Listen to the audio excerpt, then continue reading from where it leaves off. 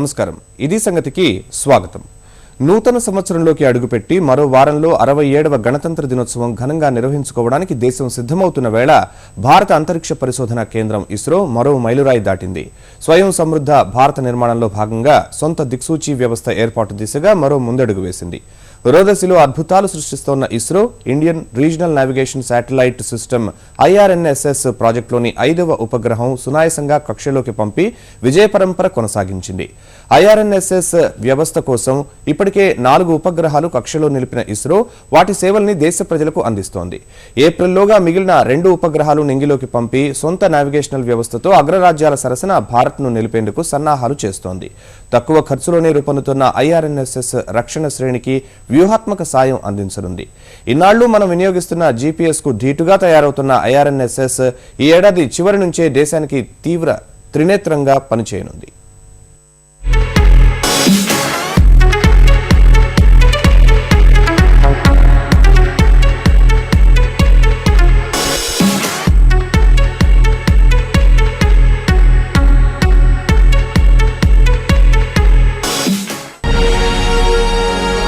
సొంత నావిగేషనల్ వ్యవస్థ ఏర్పాటులో భారత్ మరో అడుగు.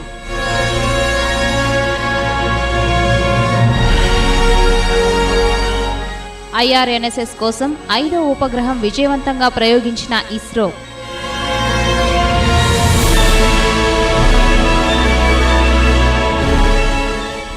ఈ ఏడాది చివరి నాటికి GPS కు దీటుగా దేశంలో సేవలందించనున్న IRNSS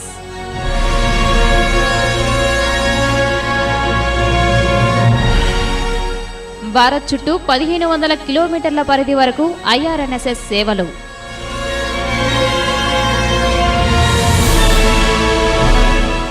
GPS కి దీటుగా భారత్ సొంత నావిగేషన్ వ్యవస్థను అందుబాటులోకి తెచ్చే దిశగా ఇస్రో మరో ముందడుగు వేసింది. Indian regional navigation satellite system IRNSS ఏర్పాటులో భాగంగా 5వ ఉపగ్రహాన్ని విజయవంతంగా ప్రయోగించింది. శ్రీహరికోటలోని సతీష్ ధావన్ అంతరిక్ష పరిశోధన కేంద్రం నుంచి బుధవారం ఉదయం 9:31 అంతరిక్ష వాహన నౌక PSLV C-31 IRNSS 1Eని రోదసీలోకి తీసుకెళ్లింది. నిప్పులు కక్కుతూ దూసుకెళ్లిన PSLV ఎప్పటిలానే అంతరిక్షంలోకి భారత కీర్తి పతాకను సగర్వంగా ఎగురవేసింది. పనిలో పనిగా వరుసగా 33వ విజయంతో తన ప్రతిష్టను ఇనుముడింపజేసుకుంది. 5 4 3 2 1 0 +1 So first stage ignited, +3 +4 +5 +6 +7 +8 first stage along with 4 solid strap-ons has been ignited. The liftoff is normal. 15 seconds. Liftoff is normal. Today, with this new year, we are starting the Indian Regional Navigation Satellite's 5th launch, and with this satellite in place within our country, we will be able to get 24/7 a good positional accuracy.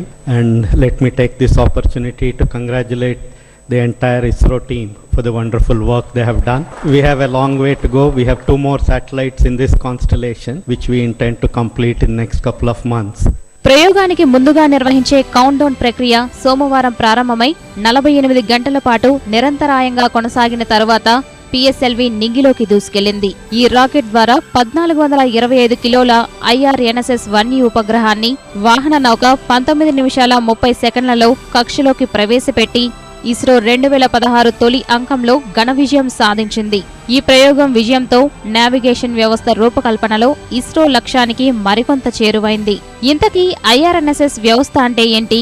ఈ వ్యవస్థ ఏర్పాటు వల్ల ఒనగూరుతున్న ప్రయోజనాలు ఏమిటి అంటే, ఇప్పటి వరకు America తయారు చేసిన గ్లోబల్ పొజిషనింగ్ సిస్టమ్ GPS సాయంతో నెట్టుకొస్తున్న భారత్ ప్రాంతీయంగా సొంత నావిగేషన్ను ఏర్పాటు చేసుకోవాలని 2010లో నిర్ణయించుకుంది. దానికి ఇండియన్ రీజనల్ నావిగేషన్ శాటిలైట్ సిస్టమ్గా నామకరణం చేసిన శాస్త్రవేత్తలు 7 ఉపగ్రహాల సాయంతో ఈ వ్యవస్థను రూపొందించాలని వ్యూహరచన చేశారు. అందులో భాగంగా ప్రయోగించిన 5వ ఉపగ్రహమే IRNSS 1E. We are very confident of this mission. We are able to repeat it again and again so successfully in the last 32 missions. It shows the reliability, growth of PSLV to such an extent that we are no longer worried about the success at all. మొత్తం 1420 కోట్ల రూపాయల ఖర్చుతో తలపెట్టిన ఈ ప్రాజెక్టులో 300 కోట్ల రూపాయలు భూమిపై నుంచి పనిచేసే విభాగాల కోసం ఖర్చు చేసిన ఇస్రో మిగిలిన మొత్తం ఉపగ్రహాల నిర్మాణానికి వినియోగిస్తుంది. ఒక్కో ఉపగ్రహాన్ని 125 కోట్లతో నిర్మిస్తోంది. IRNSS-1 సిరీస్తో ABCDEFG ఉపగ్రహాలను ప్రయోగిస్తోంది. మొదటి 4 ఉపగ్రహాల్లో IRNSS-1Aను 2013 జులై, IRNSS-1Bను 2014 ఏప్రిల్లో ప్రయోగించగా IRNSS-1Cను 2014 అక్టోబర్, IRNSS-1Dను 2015 మార్చిలో ప్రయోగించారు.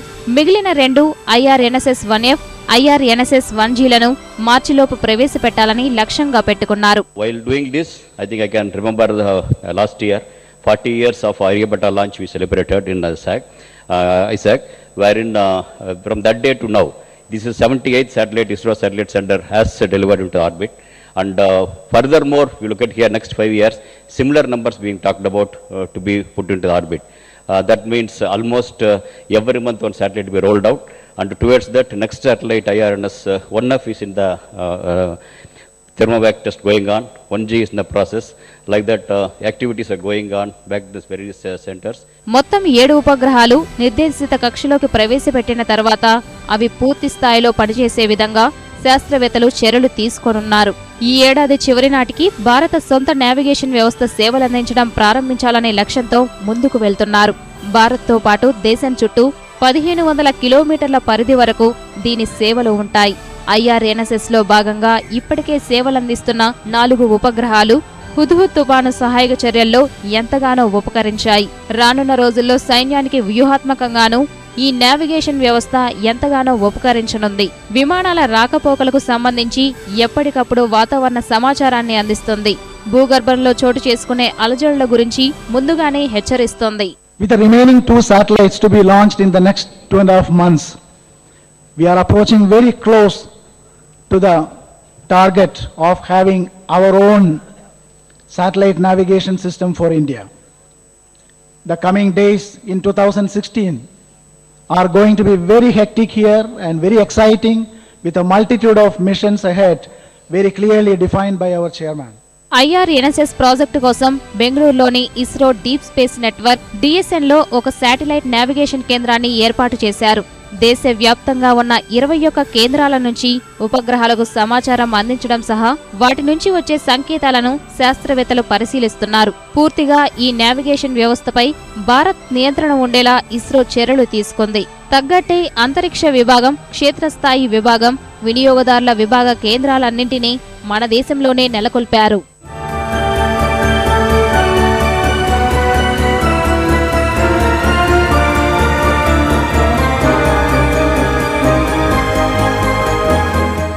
ప్రస్తుతం ఇస్రో రూపొందిస్తున్న వ్యవస్థలో అంతరిక్షంలో ఉండే 7 ఉపగ్రహాలు, భూమి మీద ఉండే నావిగేషన్ కేంద్రం ప్రముఖ పాత్ర పోషించనున్నాయి.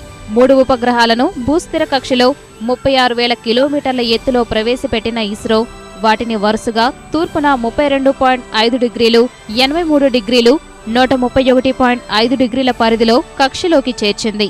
మిగిలిన 4ంటిని భూ సమాంతర కక్షలో ప్రవేశపెడతారు. ఈ విధంగా వాటిని రోదసీలో ప్రవేశపెట్టిన ఇస్రో అనుక్షణం భూమిపై ఉండే నియంత్రణ కేంద్రాల పరిశీలనలో ఉండేలా జాగ్రత్తలు తీసుకుంది. S బ్యాండ్, L5 బ్యాండ్ పౌనఃపున్యంలో నావిగేషన్ సంకేతాలు భూమి మీదకు ఉపగ్రహాల నుంచి సంకేతాలు చేరుకుంటాయి. భూమిపై ఉండే వస్తువుల స్థానాన్ని 10 మీటర్ల పరిధిలో, హిందూ మహాసముద్రంలోని వస్తువుల స్థానాన్ని 20 మీటర్ల పరిధిలో ఖచ్చితత్వంతో తెలియజేస్తోంది. భూమిపై ఉండే ప్రధాన నియంత్రణ కేంద్రం MCC సాయంతో ఉపగ్రహాల గమనాన్ని శాస్త్రవేత్తలు పరిశీలిస్తుంటారు.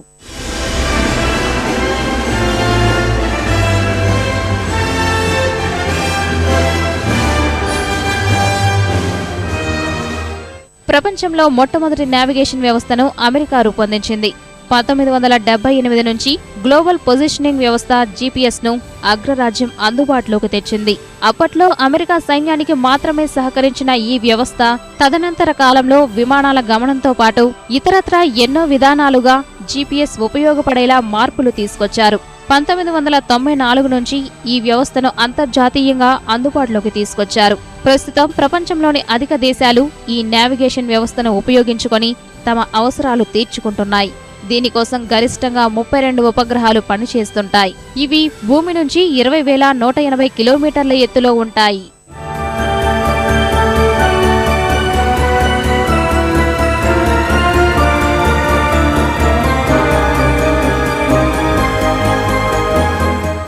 అమెరికా తర్వాత సొంత నావిగేషనల్ వ్యవస్థను రూపొందించుకున్న దేశం రష్యా. గ్లోనాస్ పేరుతో అంతర్జాతీయంగా 1995 నుంచి సేవలందిస్తోంది. సోవియట్ యూనియన్ కూలిపోయిన తర్వాత కొన్ని ఒడిదుడుకులకు లోనైన ఈ వ్యవస్థ తిరిగి 2011 నుంచి 31 ఉపగ్రహాల సాయంతో సేవలందిస్తోంది.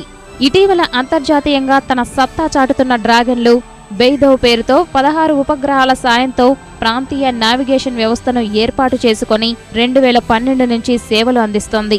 2020 నాటికి దీనిని అంతర్జాతీయ స్థాయిలో రూపొందించేందుకు కసరత్తులు చేస్తోంది. ఇవే కాక జపాన్, ఫ్రాన్స్, ఐరోపా కూటములు ప్రత్యేక నావిగేషన్ వ్యవస్థలను రూపొందించుకుంటున్నాయి.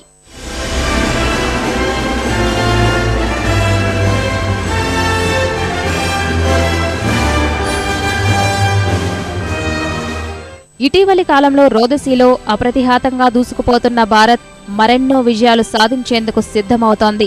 ప్రస్తుతం చేపడుతున్న IRNSS ప్రాజెక్టులో త్వరలో మిగిలిన ఉపగ్రహాలను ప్రయోగించి భారత్ను స్వయం సమృద్ధ దేశంగా మలిచేందుకు ఇస్రో వడివడిగా అడుగులు వేస్తోంది. పాకిస్తాన్లో ఛాందసవాదం మరోసారి బుసలు కొట్టింది. విద్యార్థులే లక్ష్యంగా బచాఖాన్ విశ్వవిద్యాలయంలో ఉగ్ర తూటాలు పేలాయి. 2014లో పెషావర్ సైనిక పాఠశాలలో మారణహోమం సృష్టించిన తెహ్రీకే తాలిబాన్ పాకిస్తాన్ TTP ఉగ్ర సంస్థే ఈ నరమేధానికి పాల్పడింది. గంటల పాటు విశ్వవిద్యాలయ ప్రాంగణంలో బీభత్సంతో బాలుర వసతి గృహంలో రక్తపాతం సృష్టించారు. 20 మందికి పైగా విద్యార్థుల్ని బలి తీసుకున్నారు. రెట్టింపు సంఖ్యలో తీవ్రంగా గాయపరిచారు. సైనిక చర్యతో 4 ఉగ్రవాదుల్ని మట్టుబెట్టిన పాక్ బలగాలు 3,500 మందిని సురక్షితంగా బయటకు తీసుకువచ్చాయి. ఈ దాడిని తీవ్రంగా ఖండించిన పాకిస్తాన్ ప్రధాని నవాజ్ షరీఫ్ ఉగ్రవాదాన్ని పాక్ గడ్డ నుంచి కూకటి వేళ్లతో పెకలించే వరకు విశ్రమించమని ప్రకటించారు. ఈ ఉగ్రదాడి నేపథ్యంలో చరిత్రలోకి చూస్తే 4.5 దశాబ్దాలుగా ప్రపంచవ్యాప్తంగా ఉన్న పాఠశాలలు ఉగ్ర చర్యలతో రక్తం మూడుతూనే ఉన్నాయి.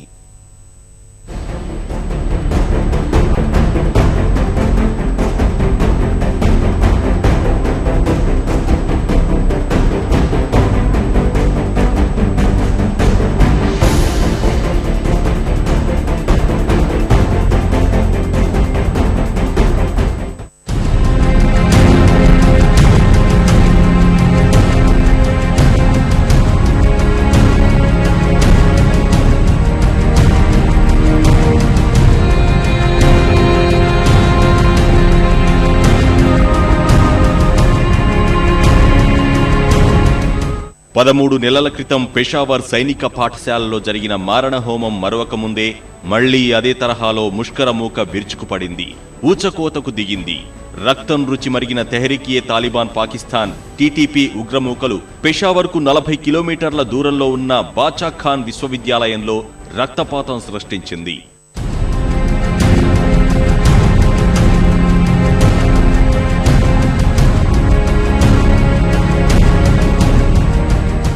బాచాఖాన్ వర్ధంతి వేడుకల్లో మరణ మృదంగం మోగించడమే లక్ష్యంగా ఉగ్రమూకలు చెలరేగిపోయాయి. విశ్వవిద్యాలయం వెనుకవైపు గోడ దూకి లోపలికి ప్రవేశించిన ఉగ్రవాదులు విచక్షణారహితంగా కాల్పులకు తెగబడి 21 మందిని బలి తీసుకున్నారు. కొన్ని గంటల పాటు సాగిన ఈ ధ్వంస రచనలో పదుల్లో విద్యార్థులు, ఉపాధ్యాయులు తీవ్రంగా గాయపడ్డారు.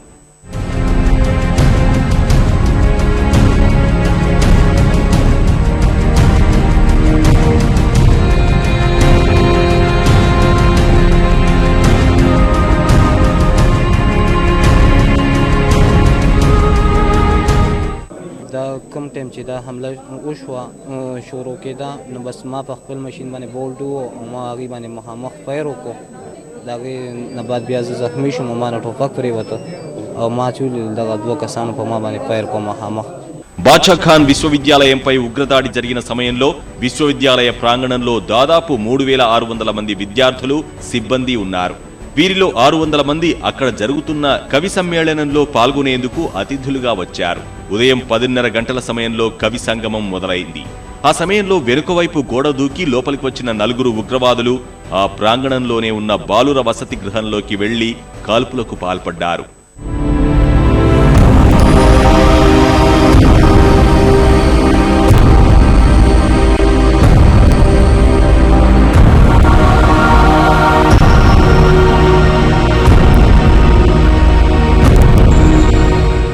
ఉగ్రదాడి గురించి తెలుసుకున్న పోలీసులు, సైన్యం వెంటనే అప్రమత్తమై విశ్వవిద్యాలయ ప్రాంగణానికి చేరుకుని ఉగ్రవాదులను మట్టుబెట్టారు.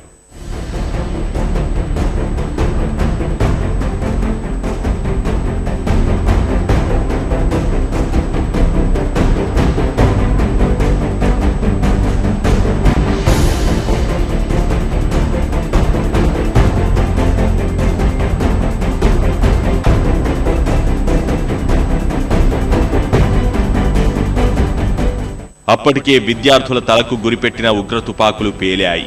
వీళ్లను కాపాడేందుకు ప్రయత్నించిన ఉపాధ్యాయులు రక్తపు మడుగులో విగత జీవులై కనిపించారు. ఉగ్రవాదులతో పోరులో పాక్ సైనికులు 2 ప్రాణాలు కోల్పోయారు.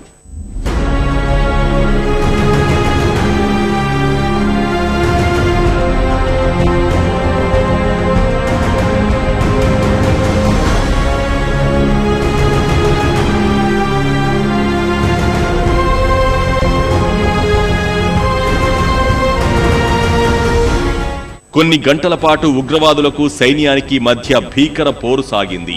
తొలుత 10 మంది వరకు ఉగ్రవాదులు విశ్వవిద్యాలయంలోకి చొరబడ్డారని అనుమానించారు.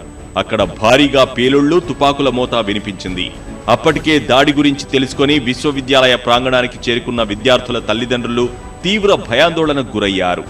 ఇంత కర్కశ దాడికి పాల్పడ్డ టీటీపీ ఉగ్రవాదులంతా 18 నుంచి 25 ఏళ్ల లోపు వారే. అందరూ సాధారణ దుస్తుల్లో ముసుగులు వేసుకుని వచ్చారని ప్రత్యక్ష సాక్షులు చెబుతున్నారు. పెషావర్ ఘటన సమాచారం అందగానే వేగంగా స్పందించిన పాక్ యంత్రాంగం బాచాఖాన్ విశ్వవిద్యాలయంలో భారీ మారణహోమం జరగకుండా నిలువరించగలిగింది.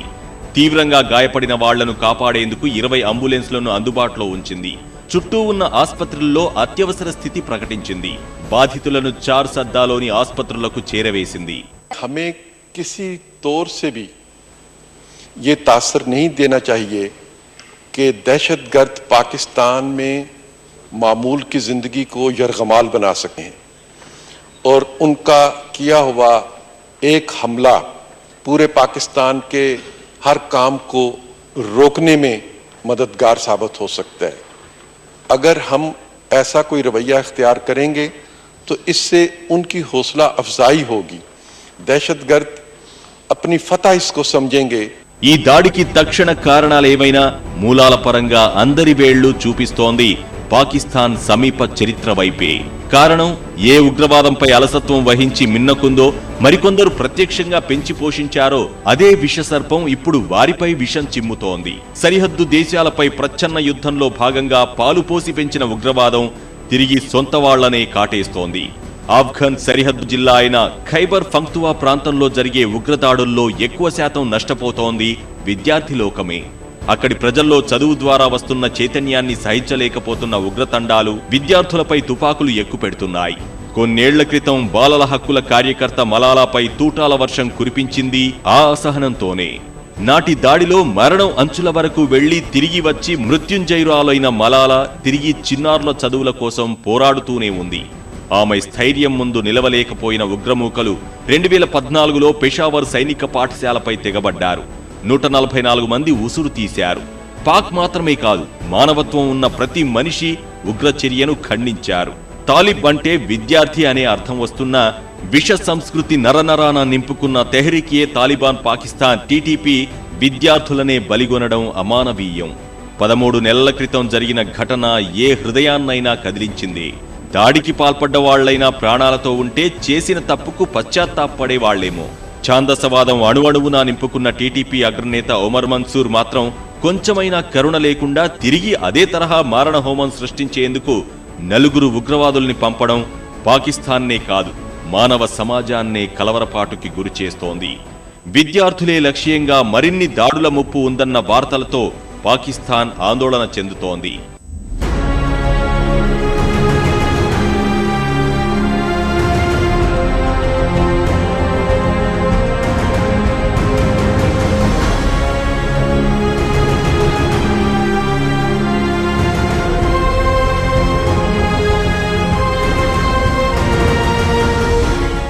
ఒక్క పాకిస్తాన్లోనే కాదు, గమనిస్తే ఎన్నో దేశాల్లో విశ్వవిద్యాలయాలు, పాఠశాలలే లక్ష్యంగా ఉగ్రతూటాలు పేలుతూనే ఉన్నాయి. తరగతి గదులు మరుభూములవుతున్నాయి. అక్షరాలతో నిండాల్సిన నల్లని బోర్డులు రక్తపు ధారలతో తడిసిపోతున్నాయి. 1970 నుంచి విద్యాలోకంపై ఉగ్రదాడులు జరుగుతున్నాయి. మేరీల్యాండ్ విశ్వవిద్యాలయం సేకరించిన గణాంకాల ప్రకారం ఈ 45 ఏళ్ల వ్యవధిలో అవి ఎన్నో రెట్లు పెరిగాయి కూడా. పెషావర్ సైనిక పాఠశాల ఘటన పాక్లో పాఠశాలలపై ఉగ్రచర్యలకు పరాకాష్ట. అంతకుముందు అక్కడ ఉగ్రదాడులు జరిగినా ఈ స్థాయిలో ఎప్పుడూ జరగలేదు. పాకిస్తాన్లో ఇప్పటి వరకు 850 ఉగ్రదాడులు జరగ్గా 450 మంది మృతి చెందారు. మన దేశంలోనూ దాదాపు 223 దాడులు జరగ్గా 160 మంది వరకు మృత్యువాత పడ్డారు. రష్యాలో జరిగిన దాడులు 25 అయినప్పటికీ నష్టం మాత్రం అధికం. ఇప్పటి వరకు విద్యాలయాలపై పేలిన ఉగ్రతూటాలకు దాదాపు 361 మంది బలయ్యారు. గతేడాది ఏప్రిల్లో కెన్యా విశ్వవిద్యాలయంపై దాడికి తెగబడ్డ అల్-షబాబ్ ఉగ్రతండా 150 మంది విద్యార్థులను కిరాతకంగా చంపింది. అంతకుముందు నైజీరియాకు చెందిన బోకో హరాం ఉగ్రవాదులు 100 మంది విద్యార్థులను బందీలుగా పెట్టుకున్నారు. అన్యం పుణ్యం ఎరుగని విద్యార్థులపై తుపాకులు ఎక్కుపెట్టడం, బాంబులు విసరడం, బందీలుగా పెట్టుకోవడం, అపహరించి హింసించి చంపడం వంటి ఘటనలు గత 40 ఏళ్ల వ్యవధిలో ఎక్కువయ్యాయి. ఈ శతాబ్దంలో మరింత పెరిగిపోయాయి. అధిక దాడులు చవిచూస్తోంది కూడా ఆసియా ప్రాంతమే, అందున దక్షిణాసియా. ఈ ప్రాంతంలోనే దాదాపు 1436 ఉగ్రదాడులు విద్యాలయాలపై జరిగాయి. 636 దాడులు చవిచూసిన మధ్యప్రాచ్యం రెండో స్థానంలో నిలువగా ఆగ్నేయాసియా, ఉత్తర అమెరికా, దక్షిణ అమెరికా, ఆఫ్రికా ఖండం, రష్యా, ఐరోపా ప్రాంతాలు తర్వాతి స్థానంలో ఉన్నాయి. దక్షిణాసియాలోని పాఠశాలల్లో 151 సార్లు తుపాకులు పేలగా ఆగ్నేయాసియాలో 104 సార్లు బుల్లెట్లు చిన్నారుల శరీరాన్ని ఛిద్రం చేశాయి. ఆ తర్వాతి స్థానం మధ్యప్రాచ్యానిదే. ఇటీవల కాలంలో అగ్నిగుండంగా మారిన ఈ ప్రాంతంలో చిన్నారుల ప్రాణాలు గాలిలో దీపమయ్యాయి. దాదాపు 124 దుర్ఘటనలు జరిగాయి. ఆఫ్రికా, అమెరికా, రష్యా, ఐరోపా ఏ ప్రాంతమూ చిన్నారులను కాపాడుకోలేక ఉగ్ర తూటాలకు బలిచేస్తూనే ఉంది. బాంబులు పేల్చి విద్యాలయాల్లో విధ్వంసం సృష్టించడంలోనూ ఆసియా ప్రాంతం ఛాందసవాదులే ముందున్నారు. ఒక్క దక్షిణాసియాలోనే 40 ఏళ్లలో 950 మంది విద్యార్థులను పాఠశాల ప్రాంగణాల్లోనే బాంబు దాడుల్లో కోల్పోయింది. ప్రపంచవ్యాప్తంగా 4,500 మంది దుర్ఘటనల్లో ప్రాణాలు పోగొట్టుకున్నారు. మొత్తంగా జరిగిన దుర్ఘటనల్లో 75% తుపాకులు పేల్చినవి లేదా బాంబు దాడులే. అక్టోబర్లో ఎక్కువ దాడులు జరుగుతుండగా మంగళవారమే ఎక్కువగా పాఠశాలలు రక్తమోడాయి. దక్షిణాసియాలో జరిగిన మొత్తం దాడుల్లో 60% ఒక్క పాకిస్తాన్లోనే జరిగాయి. ఈ గణాంకాలు బట్టైనా పాక్ కళ్లు తెరవాలి. ఎవరినో బాధితులుగా చేద్దామన్న దుష్ట ఆలోచన కారణంగా తమ వాళ్లనే బాధితులుగా మార్చుకుంటోంది పాకిస్తాన్. 2014లో జరిగిన మారణహోమం, ప్రస్తుతం జరిగిన బాచాఖాన్ విశ్వవిద్యాలయ ఘటనతో అయినా పాక్ పెద్దలు కళ్లు తెరవాలి. చిన్నారులను అత్యంత కర్కశంగా హతమార్చుతున్న ఉగ్రతండాల విషయంలో కఠినంగా వ్యవహరించాలి. అప్పుడే రేపటి రోజులు భద్రంగా ఉంటాయి.